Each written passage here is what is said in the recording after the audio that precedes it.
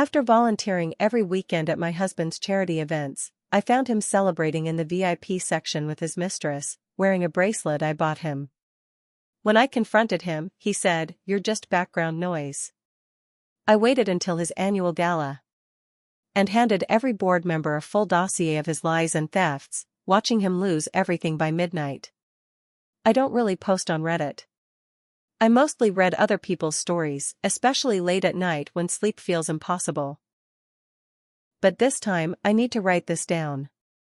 Maybe to make sense of it. Maybe to finally let it go. Or maybe because after what I did, there's no going back. I'm Marie. I'm 43. Until a few months ago, I lived in Charleston, South Carolina. I was married to Carter, who most people in our city thought was some kind of hero. He ran a nonprofit for underprivileged youth, mentoring programs, scholarships, outreach events. He knew how to work a room, how to make rich people feel like they were changing the world with their checks. They loved him for it. So did I, once. We were married for 15 years. And during those 15 years, I gave that nonprofit my time, my energy, and eventually, myself. I used to be a dental hygienist. Gave it up after year 7 when Carter said the foundation needed more from me. I didn't get paid, not officially. But I did everything. I organized fundraisers. I managed volunteers. I scheduled board meetings, decorated events, wrote newsletters. You name it, I handled it. People thought I was just Carter's wife, smiling on the sidelines. But I was the one holding it all together. At least, I used to be. About 2 years ago, Carter started acting different. He was distant. Cold. Short-tempered. He started staying late at the office, claiming he was handling budgets or meeting donors. When he came home, he barely looked at me. Sometimes he smelled like cologne he didn't wear. Once or twice, I noticed lipstick smudges on his collar. Not mine. I wanted to believe it was stress. That the foundation was taking a toll. But deep down, I knew. I just didn't want to admit it. Then came the charity baseball game in July. It was one of those 100-degree Charleston afternoons.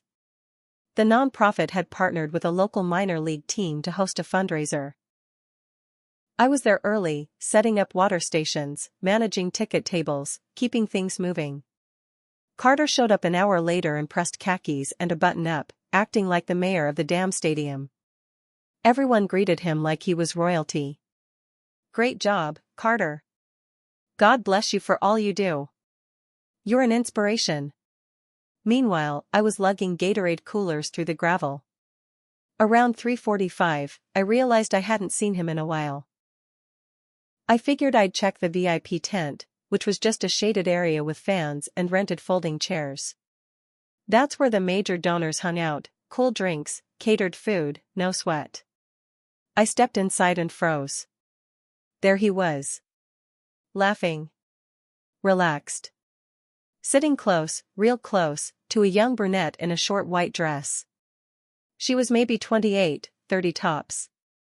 She leaned into him like they were in their own little world. He was holding a bourbon in one hand. His other hand rested on her knee. And around his wrist?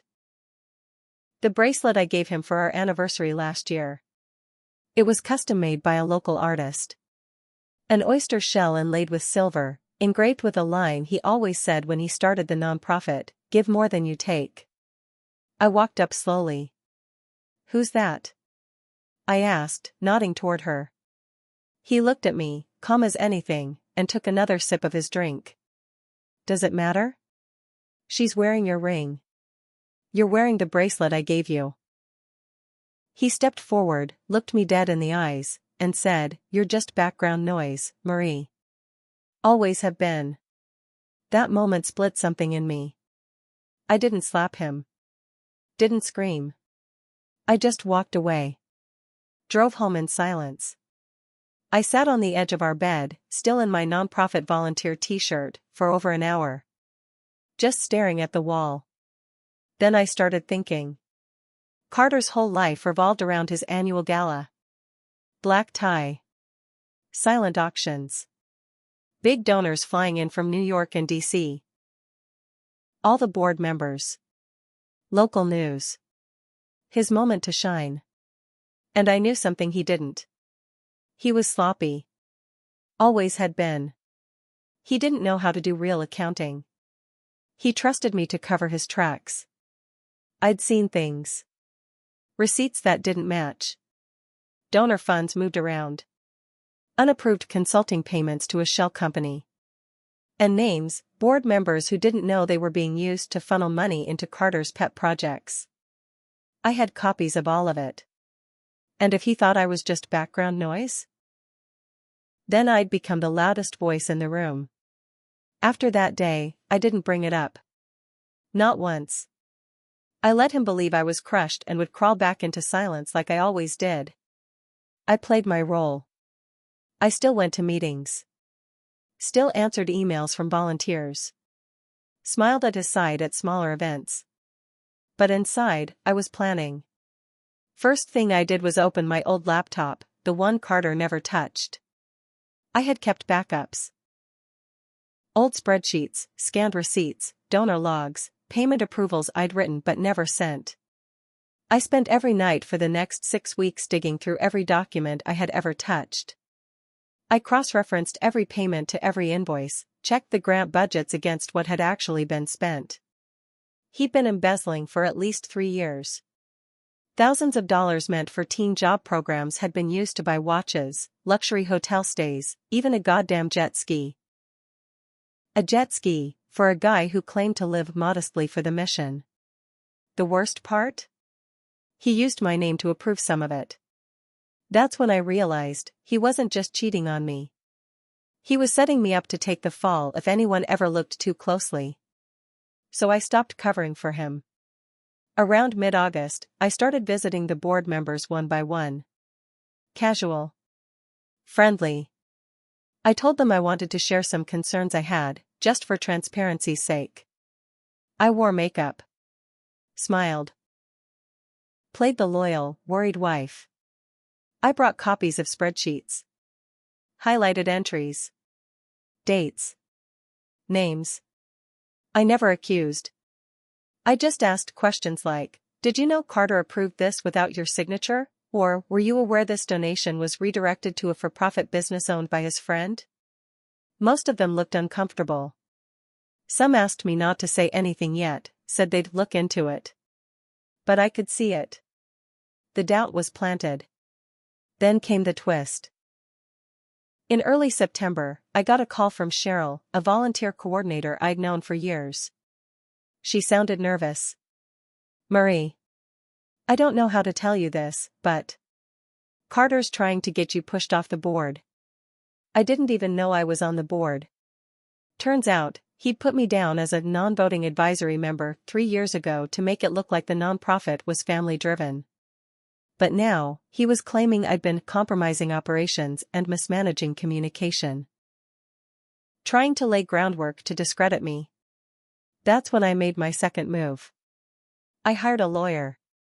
Quietly. Not for divorce, yet, but to make sure every document I had was legal to present. I wanted to do this right. I wasn't going to jail for him. By late October, I had every piece I needed: donor mismanagement, fraud, false accounting, misuse of charitable funds. I compiled it into neat binders. One for each board member. Color-coded tabs. Cover letters. Dates. And I waited. The gala was set for November 10th. The week before the gala, something strange happened. Carter came home early. That alone was unusual. But he also brought flowers. Cheap grocery store ones. The kind you grab last minute when you feel guilty but don't want to spend money. He set them down on the counter like nothing had happened between us. I've been thinking, he said. Maybe we should take a trip after the gala. Just you and me. Reconnect. I nodded slowly, not trusting a word.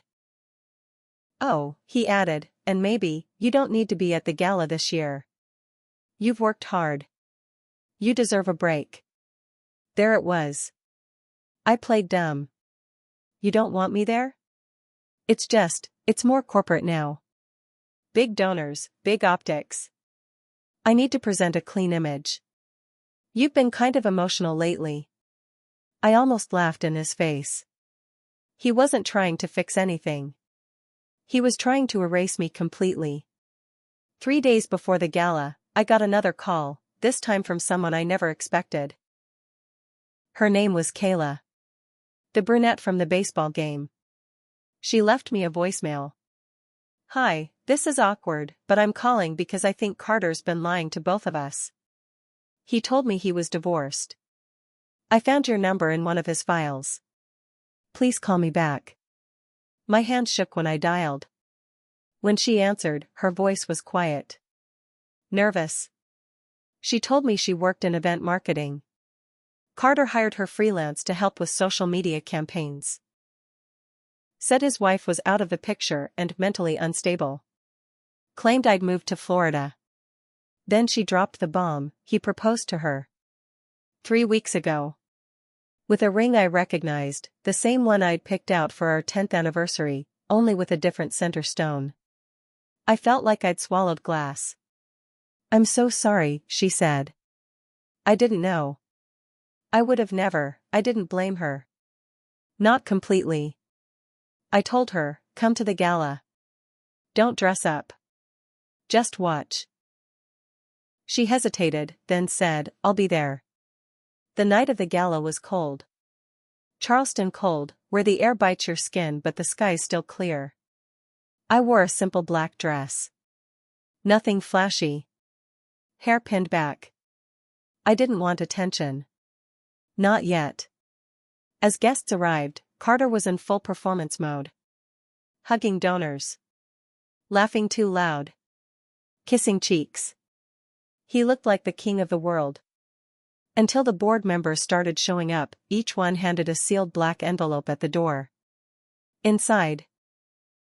The dossier. Printed copies of every shady transaction, every fraudulent payment, every signature he forged. Plus a letter from my lawyer confirming its authenticity. Some of them opened it immediately. Others clutched it like it burned. Carter didn't notice at first. Not until Greg Thompson, the oldest board member, pulled him aside with a face like stone. Then the dominoes started falling.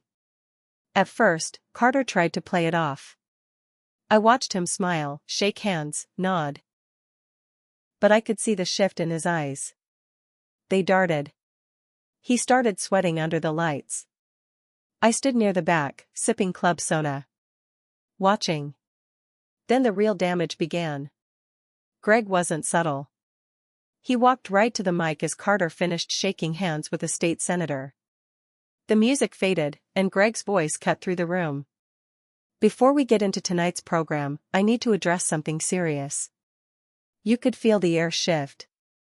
100 people in tuxedos and gowns turned toward him. Greg held up the folder. If you haven't looked at the materials you were given, I suggest you do. Tonight. Murmurs. Heads down.